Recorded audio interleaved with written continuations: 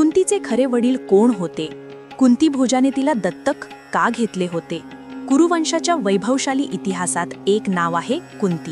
ती केवळ पांडवांची माता नव्हती, ती एक विलक्षण स्त्री होती. कर्तव्य, दुःख, प्रेम आणि त्याग यांची मूर्ती. पण तिच्या आयुष्याचा आरंभच गूढतेने वेढलेला होता. बरेच जण तिला कुंती म्हणून ओळखतात, पण तिचं जन्मनाव होतं प्रिथा. आणि कुंती हे नाव तिला मिळालं कारण भोजराज कुंती भोज यांनी तिला दत्तक घेतलं होतं. पण का घेतलं? कोण होते तिचे खरे वडील? ही कथा आपल्याला महाभारताच्या गूढतेच्या गर्भात घेऊन जाते. त्या काळात भारताच्या पश्चिम दिशेला एक प्रबळ आणि धर्मशील राजा राज्य करत होता, राजा शूरसेन. तो यदुवंशातील होता आणि श्रीकृष्णाचा पणजोबा. शूरसेन राजाला अनेक पुत्र आणि कन्या होत्या. त्यातील सर्वात तेजस्विनी आणि गुणी कन्या होती प्रिथा. बालपणापासूनच ती बुद्धिमान, गंभीर आणि भक्तिभावाने परिपूर्ण होती. तिच्या नजरेत एक शांतता होती, तिच्या वाणीमध्ये विनय होता आणि तिच्या मनात देवाप्रती अपार श्रद्धा होती. राजदरबारात अनेकदा संत आणि ऋषी येत आणि प्रिथा लहान असूनही त्या सर्वांची सेवा भक्तिभावाने करीत असे. तिच्या लहानशा हातांनी ती त्यांना पाण्याचं पात्र देत असे, फुलं अर्पण करत असे आणि तिच्या निरागस हास्यातून जणू तिच्या आत्म्याचं तेज प्रकट होत असे. एके दिवशी शूरसेन याजाच्या दरबारात त्याचा जवळचा सखा भोजवंशीय राजा कुंती भोज आला. कुंती भोज हा अत्यंत धर्मपरायण, नीतिमान आणि दानशूर राजा होता. पण त्याचं एक दुःख होतं, त्याला अपत्य नव्हतं. त्याच्या पत्नीच्या कुशीत कधीच मुलाचं हास्य फुललं नव्हतं. त्याने अनेक यज्ञ केले, अनेक तपश्चर्या केली, पण देवाने त्याला अपत्याचा आनंद दिला नाही. त्या दिवसात शूरसेन आणि कुंती भोज दोघेही राजकारणात आणि धर्मकार्यात एकत्र होते. दोघांमध्ये अतूट मैत्री होती. कुंती भोज नेहमी म्हणत असे, भंदो, माझं राज्य आहे, वैभव आहे, कीर्ती आहे, पण माझ्या वंशाला पुढे नेणारं एक मूल नाही. माझ्या जीवनाचा एक कोपरा रिकामा आहे. शूरसेन राजाला त्याच्या दुःखाची जाणीव होती आणि एके दिवशी त्याने ठरवलं, माझ्या कन्यांपैकी एखादीला मी कुंती भोजास दत्तक देईन. माझ्या रक्तातील गुण त्याच्या घराण्यातही फुलावेत. त्याने आपली कन्या प्रिथा बोलावली. ती त्यावेळी फुलासारखी तरुण झाली होती. तिच्या कपाळावरचे तेज जणू चंद्राच्या शीतलतेसारखं होतं. शूरसेन म्हणाला, माझी प्रिय कन्या, माझा सखा कुंती भोज दुःखी आहे, त्याला अपत्य नाही. तू त्याच्या घरी जाशील का? त्याला कन्येसारखं राहून त्याचं दुःख कमी करशील का? प्रिथाच्या डोळ्यात क्षणभर अश्रू चमकले. तिला आपल्या वडिलांचं मन माहीत होतं. ते नेहमी धर्माच्या मार्गावर चालणारे. ती हळू आवाजात म्हणाली, पिता, तुम्ही म्हणता तसं मी करीन. जर माझ्यामुळे एखाद्याच्या आयुष्यात समाधान येणार असेल तर मला त्यात आनंदच आहे. त्या दिवसापासून प्रिथा बनली कुंती, कुंती भोजाची कन्या. कुंती भोजाने तिला आपल्या हृदयातील प्रेमाने सामावून घेतलं. तिच्यासाठी राजवाड्यातील सर्व दारे उघडली, पण त्याहून अधिक तिच्या मनातील श्रद्धा आणि शील यांचा कौतुक केलं. ती जशी मोठी होत गेली तसतशी तिचं सौंदर्य आणि तेज वाढत गेलं. ती दररोज ब्राह्मणांना भोजन देत असे, देवपूजा करत असे. एकदा तिच्या सेवेसाठी दुर्वासा ऋषी आले. दुर्वासा ऋषींचा स्वभाव अनाकलनीय, कधी प्रसन्न, कधी प्रचंड क्रोधित. पण कुंतीने त्यांची अशी सेवा केली की दुर्वासांच्या मनात प्रसन्नता आली. ते म्हणाले, कन्ये, तू भक्ती आणि शीलाचं मूर्त रूप आहेस. मी तुला एक मंत्र देतो, ज्याच्या सहाय्याने तू कोणत्याही देवतेला आवाहन करू शकशील आणि तिच्याकडून अपत्य प्राप्त करू शकशील. हा मंत्र गुप्त ठेव. हे एक वरदान आहे, पण त्याचबरोबर ही एक परीक्षा देखील आहे. कुंतीने नम्रतेने ते वरदान स्वीकारलं. पण ती लहान होती, अनुभवी होती. तिच्या मनात एक उत्सुकता होती की हे खरंच कार्य करते का. एक दिवस सकाळच्या शांततेत ती राजमहालाच्या गच्चीवर उभी होती. सूर्य उगवत होता. त्याचे किरण जणू सुवर्णतंतूंसारखे तिच्या केसांवर पडत होते. ती एकटी होती आणि तिच्या मनात विचार आला की हा मंत्र खरंच कार्य करतो का. जर मी सूर्यदेवाला स्मरलं तर काय होईल. आणि तिने मंत्र उच्चारला. क्षणात तिच्या समोर तेजस्वी प्रकाश पसरला. आकाशात सुवर्ण तेजाने नाहलेला एक पुरुष उभा राहिला. तो होता स्वयं सूर्यदेव. त्याचं तेज इतकं तीव्र होतं की कुंतीच्या डोळ्यात अश्रू दाटून आले. ती भीतीने भक्तीने थरथरली. सूर्यदेव म्हणाले, कन्ये, तू मला आव्हान केलंस. मी तुला वरदान देण्यासाठी आलो आहे. सांग, तुला काय हवं आहे. कुंती लाजली, घाबरली आणि हळू आवाजात म्हणाली, देवा, मी फक्त तुमची परीक्षा घेण्यासाठी मंत्र उच्चारला. मला काहीच नको आहे. कृपया मला माफ करा. सूर्यदेव म्हणाले, हे वरदान परत घेता येत नाही. तुझ्या आव्हानाला उत्तर दिल्याशिवाय मी जाऊ शकत नाही. पण तुझं पवित्र मन जाणून मी तुला कलंक लागू देईन. तुझ्या कुशीत एक तेजस्वी पुत्र येईल, पण तुझ्या कुमारीत्वाला धक्का लागणार नाही. त्या क्षणी कुंतीच्या कुशीत दिव्य तेज प्रकट झालं. तो होता कर्ण. जन्मतःच कवच आणि कुंडलांनी अलंकृत, पण कुंतीचं मन भयाने भरलं. समाज काय म्हणेल?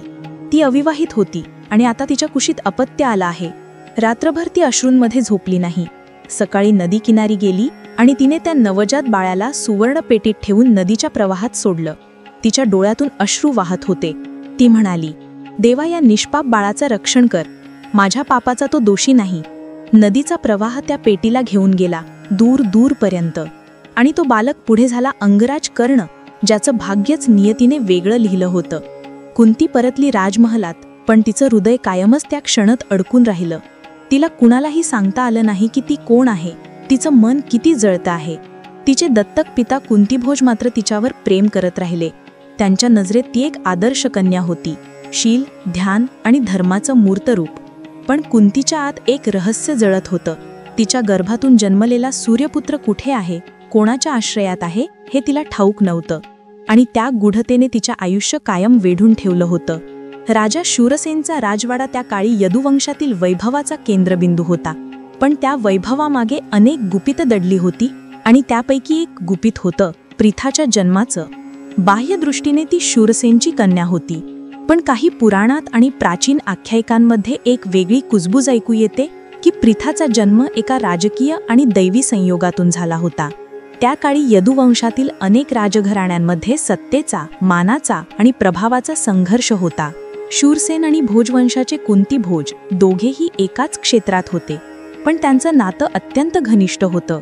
शूरसेन एकदा एका यज्ञात भाग घेतला होता, जिथे त्याच्यावर काही राजांनी आरोप केले की त्याचा वंश फारशी तेजस्वी संतती देत नाही. त्या अपमानानंतर शूरसेनने प्रतिज्ञा केली, माझ्या घराण्यातील कन्या अशी तेजस्विनी होईल की तिच्या गर्भातून देवपुत्र अवतरतील. त्यावेळी प्रिथाच्या जन्माला एक चमत्कारिक घटना घडली. असे म्हटले जाते की शूरसेनच्या महलात रात्री आकाशात एक उजळता तारा पडला आणि त्याच क्षणी प्रिथाचा जन्म झाला. तिच्या जन्मानंतर अनेक ज्योतिषी म्हणाली, ही कन्या सामान्य नाही, हिच्या कुशीतून देवतेचं तेज प्रकट होईल. पण हिचं आयुष्य त्याग आणि परीक्षांनी वेढलेलं असेल. त्या भविष्यवाण्या शूरसेनच्या मनात कायम कोरल्या गेल्या, आणि म्हणूनच कदाचित जेव्हा कुंतीभोजाने त्याला आपल्या अपत्यहीनतेबद्दल सांगितलं, तेव्हा शूरसेनला जाणवलं की हीच वेळ आहे. प्रिथाच्या जन्माचा हेतू केवळ तिच्या सौंदर्यात नाही, तर तिच्या अस्तित्वातून पुढे काही महान घडणार आहे. कुंतीभोज त्यावेळी वयस्कर पण बलवान राजा होता. त्याचं राज्य शांत होतं, पण त्याच्या घरात बालहास्य नव्हतं. शूरसेनने त्याला म्हणाले, भंदो, माझ्या कन्या प्रिथामध्ये मी जे तेज पाहिले आहे ते दैवी आहे. ती तुझ्या घरी गेली तर तुझं घरही पवित्र होईल. तिचं नाव तुझ्या नावाशी जोडलं राहील. ती तुझ्या वंशाला गौरव देईल. कुंतीभोज नम्रतेने म्हणाला, मित्रा, मला तुझी कन्या दत्तक घेणं म्हणजे भाग्याचा प्रसादच आहे. मी तिला माझ्या जीवापेक्षाही अधिक जपेन. आणि त्या दिवसापासून प्रिथा बनली कुंतीभोजाची कन्या. पण हा दत्तक विधी केवळ स्नेहाचा नव्हता, तो एक राजकीय पाऊलही होतं. कारण त्या काळात यदुवंश, भोजवंश आणि कुरुवंश यांच्यात मैत्री मजबूत करणं आवश्यक होतं. शूरसेन आणि कुंतीभोज यांच्यातील हे दत्तक संबंध म्हणजे एका प्रकारे दोन वंशांमधील नात्याचं पूल होतं. पुढे याच पुलावरून श्रीकृष्ण, पांडव आणि अनेक राजवंशीय नाती एकत्र गुंफली गेली. कुंतीभोजाने प्रिथावर इतकं प्रेम केलं की त्याने तिला कधीच दत्तक असल्याचं जाणवू दिलं नाही. त्याने तिचं बाणपण राजकन्यासारखंच जिगवलं. नृत्य, संगीत, वेदशास्त्र, धनुर्विद्या, धर्म आणि तत्वज्ञानात या सर्व शिक्षणात ती पारंगत झाली. पण तिच्या मनात सदैव एक शांतता आणि संयम होता. जणू ती जाणत होती की तिचं आयुष्य काहीतरी महान हेतूसाठी घडणार आहे. एके संध्याकाळी कुंतीभोज राजवाड्याच्या प्रांगणात बसला होता. त्याच्या शेजारी कुंती बसली होती. तिच्या हातात एक फुलमाळ होती. राजा म्हणाला, कुंती, मला सांग, तुला कधी वाटतं का की मी तुला तुझ्या जन्मदात्यापासून वेगळं केलं? कुंती हळूच आवाजात म्हणाली, पिता, तुम्ही मला प्रेम दिलत, सन्मान दिलात, शिक्षण दिलत. जन्मदाता तोच जो मला जन्म देतो, पण जीवनदाता तो जो मला जपतो. तुमच्यामुळेच मी आज मी आहे. राजा भावूक झाला. त्याने तिच्या डोक्यावर हात ठेवला आणि म्हणाला, मग या प्रेमाच्या बंधनात कधी तुटणार नाही. माझं नाव तुझ्या आयुष्याशी कायम जोडलं जाईल. त्या क्षणापासून कुंती हे नाव जणू तिच्या नियतीचं प्रतीक बनलं. काळ पुढे गेला. कुंती तरुण झाली. तिच्या सौंदर्याने आणि शीलाने संपूर्ण आर्यावर्तात कीर्ती मिळवली. अनेक राजपुत्र तिच्या विवाहासाठी इच्छुक होते, पण कुंतीभोज आणि शूरसेननी ठरवलं की तिचा विवाह योग्य पुरुषाशीच व्हावा. त्या काळात हस्तिनापूरचा राजा पांडू प्रसिद्ध होत होता, धर्मनिष्ठ, शूर आणि सत्यवादी. जेव्हा कुंतीचा स्वयंवर झाला तेव्हा पांडुली तिच्या बुद्धीचं आणि नम्रतेचं कौतुक केलं आणि त्या स्वयंवरात कुंतीने माळा पांडूच्या गळ्यात घातली. कुंतीभोज म्हणाला, कन्या, तू आता कुरुवंशाची राणी होशील, पण लक्षात ठेव, तुझं मन नेहमी धर्माच्या मार्गावर राहो. तू फक्त पांडवांची माता होणार नाही, तू पूर्ण आर्यावर्ताच्या नीतीचं प्रतीक होशील. पांडूसोबत विवाहानंतर कुंतीच्या आयुष्याने नवा वळण घेतलं. तिला तिचं वरदान आठवलं, दुर्वासा ऋषींचा मंत्र. पांडूला संतती नव्हती कारण त्याला ऋषींचा शाप होता. त्याने कुंतीकडे पाहून सांगितलं, प्रिये, तुला जर काही मार्ग माहीत असेल ज्याने आपल्याला संतती मिळेल तर सांग. कुंतीच्या डोळ्यात दुर्वासांचा चेहरा चमकला. तिने मंत्र सांगितला आणि धर्मदेवाला आव्हान केलं. त्यातून जन्मला युधिष्ठिर. त्यानंतर वायुदेवाने भीम, इंद्राने अर्जुन आणि पुढे माद्रीने अश्विनी कुमारांपासून नकुल आणि सहदेव असे 5 पुत्र जन्मले. पण जेव्हा तिने आपल्या 5 पुत्रांकडे पाहिलं तेव्हा तिच्या मनात एक सावली येऊन गेली. माझा पहिला पुत्र, सूर्यपुत्र कर्ण कुठे आहे? तिचं मातृत्व दरवेळी जखम होतं. एकदा ती पांडवांसोबत गंगेच्या किनारी बसली होती. सूर्य अस्ताला जात होता आणि कुंतीच्या मनात वेदना उसळल्या. ती स्वतःशीच म्हणाली, मी मातृत्वाचं सुख अनुभवतीये, पण माझ्या हृदयाचा एक भाग गंगेतच वाहून गेला. माझा पहिलं अपत्य, ज्यावेळी त्याला पाहून मी त्याला जग दिलं नाही, त्या अपराधाचं ओझं मला जन्मोजन्मी वाहावं लागेल. त्या रात्री कुंतीभोजाच्या आठवणी तिच्या मनात पुन्हा उभ्या राहिल्या. तिला तिच्या दत्तक वडिलांचा तो शब्द आठवला, तू धर्माचं प्रतीक होशील. ती विचारात पडली, मी धर्माचं पालन केलं का, की माझ्या भीतीने एक निर्दोष बालकाचं भविष्य अंधारात ढकललं? तिचं मन जळत राहिलं, पण नियतीने तिचं आयुष्य अजून अधिक कठीण केलं. पुढे जेव्हा कर्ण आणि अर्जुन समोरासमोर आले तेव्हा तिला जाणवलं की नियतीने जे तिच्या जीवनात विळलं आहे त्याला कुठलाही माणूस उलगडू शकत नाही. कुरुक्षेत्राच्या महान युद्धाच्या काही वर्षे आधीचा काळ. हस्तिनापूरच्या राजवाड्यातील प्रांगण शांत होतं, पण कुंतीच्या अंतःकरणात वादळ उसळलेलं होतं. पांडव आणि कौरव यांच्यातील मतभेद दिवसेंदिवस वाढत होते. तिच्या 5ही पुत्रांवर तिने मातेसारखं प्रेम केलं, पण एका अदृश्य पुत्राची आठवण मात्र तिच्या प्रत्येक श्वासात दडलेली होती, कर्ण.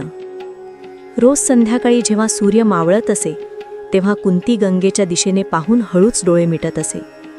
तिच्या डोळ्यात अश्रूंच्या उघळांसोबत तिच्या मनातील वेदना बाहेर पडत असत. देवा, मी एका बाळाला पाण्यात सोडलं आणि एका मातेनं स्वतःचं हृदय पाण्यात वाहून दिलं. ती स्वतःशीच कुजबुजत असे. त्या दिवसात कुंतीभोज वृद्ध झाला होता. त्याला आपल्या आयुष्याचं अंतिम सत्य जवळ येतंय असं वाटत होतं. त्याने एकदा कुंतीला बोलावलं. ती त्याच्या समोर आली. हातात फुलांची थाळी होती. तिच्या डोळ्यात अजूनही तिच्या पित्याविषयी आदर आणि प्रेम होतं. कुंतीभोज म्हणाला, कन्ये, तुझ्या डोळ्यात काहीतरी आहे जे मला सांगतं की तू नेहमी शांत नाहीस. सांग, तुझ्या मनात काही ओझं आहे का? कुंती हळू आवाजात म्हणाली, पिता, मी माझ्या धर्माचं पालन केलं आहे, पण काही वेळा मनाला वाटतं की मी स्वतःलाच हरवलं. मी जे जगापासून लपवलं ते माझ्या अंतरात भस्मासारखं पेटतं. कुंतीभोज तिच्या शब्दांचा अर्थ समजून घेऊ शकला नाही, पण तो तिच्या अश्रूंनी हादरला. त्याने तिच्या डोक्यावर हात ठेवला आणि म्हणाला, कन्ये, प्रत्येक मानवाच्या जीवनात काही गुपितं असतात जी फक्त देव जाणतो. तुझं हृदय पवित्र आहे, म्हणून तुझं कर्मही पवित्रच ठरेल. तू माझं गौरव आहेस. तू माझा दत्तक असणं ही माझ्या आयुष्याची सर्वात मोठी कृपा होती. त्या रात्री कुंतीने आपल्या वडिलांकडे शेवटचं दर्शन घेतलं. दुसऱ्या दिवशी कुंतीभोजाने देह सोडला. कुंतीच्या आयुष्यातून एक आधार हरपला. तिच्या मनात जणू एक भिंत कोसळली. तिचा आयुष्याचा पहिला अध्याय संपला होता. काळ पुढे सरकला. पांडवांनी आपलं वनवास पूर्ण केलं. युद्धाची घोषणा झाली आणि कुंतीच्या डोळ्यात भीतीचा सावली उतरली. एकीकडे तिचे 5 पुत्र होते, दुसरीकडे तो, तिचा पहिला पुत्र कर्ण. ती जाणत होती की एक दिवस हे 2 बाजू समोरासमोर येणारच आणि त्या दिवशी तिला स्वतःलाच आपल्या कर्माचं ओझं सामोरा जावं लागेल. त्या रात्री कुंतीने निर्णय घेतला की मी कर्णाला माझं सत्य सांगणारच. सकाळी ती गंगेच्या किनारी गेली. तिथे सूर्य उगवला होता. सोनेरी किरणांनी पाण्यावर सोनेरी झळाळी पसरली होती. तिने पाहिलं, कर्ण एकटा उभा होता. त्याच्या कवचकुंडलांमधून तेज झळकत होतं, पण त्याच्या डोळ्यात मात्र दुःखाची सावली होती. कुंती हळूहळू पुढे गेली. तिच्या पावलांचा आवाज ऐकून कर्ण मागे वळला. त्याने आदराने नमस्कार केला. माता कुंती, येथे कशासाठी आली आहात? कुंतीचे डोळे पाणावले. ती म्हणाली, कर्णा, मी तुला एक सत्य सांगायला आली आहे, जे तुला माहीत असणं आवश्यक आहे. कर्ण शांतपणे उभा राहिला. सत्य? कोणतं सत्य? कुंतीचा आवाज थरथरला. कर्णा, तू केवळ सूतपुत्र नाहीस, तू माझा पुत्र आहेस. मी तुला त्यावेळी जन्म दिला जेव्हा मी कुमारिका होते. सूर्यदेवाच्या कृपेने तू माझ्या कुशीत आला आणि समाजाच्या भीतीनं मी तुला पाण्यात सोडलं. आज मी तुझ्याजवळ आली आहे कारण मला माझ्या हृदयाचं ओझं हलकं करायचं आहे. कर्णाचे डोळे मोठे झाले. काही क्षण तो निशब्द उभा राहिला. त्याच्या ओठांवर थरथर होती. म्हणजे तुम्ही माझी जननी? कुंतीने होकारार्थी मान हलवली. तिचे अश्रू उघळले. हो कर्णा, तू माझा पहिला पुत्र आहेस. तू सूर्यपुत्र आहेस. तुझं तेज तुझ्या जन्मासोबत आलं. कर्णाने आकाशाकडे पाहिलं. सूर्याचे किरण त्याच्या चेहऱ्यावर पडले, पण त्याचं मन जळत होतं. काही वेळानंतर तो म्हणाला, माता, तुम्ही आत्ता का आलात? जेव्हा मला समाजानं हसवलं, जेव्हा मला सूतपुत्र म्हणून तुच्छ मानलं, तेव्हा तुम्ही कुठे होता? जेव्हा मी अर्जुनाशी स्पर्धा केली, तेव्हा तुम्ही माझ्या पाठीशी उभी राहू शकला असता, पण तुम्ही शांत राहिलात. कुंतीचं हृदय तुटलं. कर्णा, मी अपराधी आहे. माझी भीती, माझी लाज आणि माझं बंधन यांच्यात मी स्वतःला हरवलं. पण तू माझं तेज आहेस. तू माझ्या गर्भाचा सूर्य आहेस. कर्ण काही क्षण गप्प राहिला. त्याने आपली मुठी घट्ट केली. माता, मी तुमचं सत्य स्वीकारतो, पण माझा धर्म माझ्या शब्दात आहे. मी दुर्योधनाला मैत्रीचं वचन दिलं आहे आणि मी त्याला फसवणार नाही. पण मी तुमचं एक वचन पाळीन. तुमच्या 5 पुत्रांना मी वाचवीन. फक्त एक माताच दुःख भोगेल, दुसऱ्या मातेला नाही. कुंती रडायला लागली. कर्णा, तू माझ्या अपेक्षेपेक्षा मोठा झालास. तुझं हृदय माझ्या प्रायश्चित्ताचं उत्तर आहे. त्या दिवशी कुंती परत गेली राजवाड्यात. युद्ध झालं आणि जसा सूर्यास्त झाला तसा सूर्यपुत्र कर्णही रणांगणावर पडलं. त्याचं देह मातीवर पडलं, पण त्याचं तेज आकाशात पसरलं. युद्धानंतर जेव्हा कुंती रणांगणावर आली, तिने आपल्या पुत्राचं निष्प्राण देह पाहिलं. तिच्या ओठांवरून एकच शब्द बाहेर पडला, माझा सूर्य. आणि ती गप्प झाली. तिच्या डोळ्यातून वाहणारे अश्रू म्हणजे त्या जन्माचा शेवट आणि एका मातेनं स्वतःच्या अपराधाचा स्वीकार. कुंतीनं आयुष्याच्या शेवटच्या काळात शांतता शोधली. ती वनात गेली, जिथे तिनं आपले दिवस तपश्चर्येत घालवले. पण तिचं मन कायम एका दृश्यात अडकून राहिलं.